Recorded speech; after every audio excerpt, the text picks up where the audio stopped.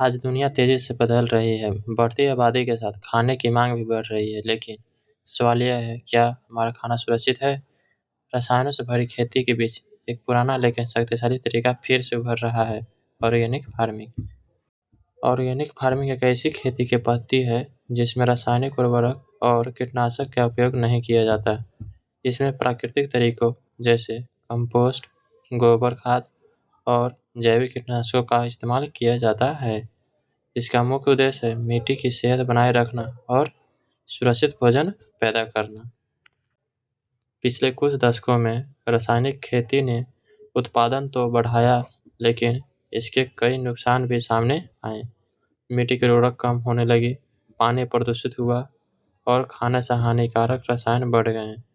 इन समस्याओं ने किसानों और वैज्ञानिकों को फिर से प्राकृतिक खेती की ओर सोचने पर मजबूर किया। ऑर्गेनिक फार्मिंग के कई फायदे हैं।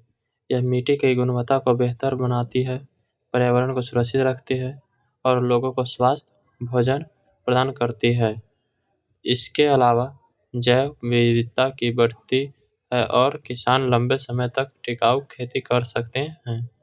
ऑर्गेनिक खेती में कई प्राकृतिक तकनीकों का उपयोग किया जाता है, जैसे फसल चक्र जिसमें मिट्टी की उर्वरता बनी रहती है, कंपोस्टिंग जिसमें प्राकृतिक खाद तैयार होती है और जैविक कीटनाशक जो फसलों को सुरक्षित रखते हैं। हालांकि ऑर्गेनिक खेती के कई फायदे हैं, लेकिन इसके कुछ चुनौतियां भी हैं। शुरुआत में उत्पादन कम हो सकता है और किसानों को नई तकनीकी सीखनी पड़ती है, लेकिन सही प्रशिक्षण और समर्थन से ये चुनौतियां आसानी से पार की जा सकती है।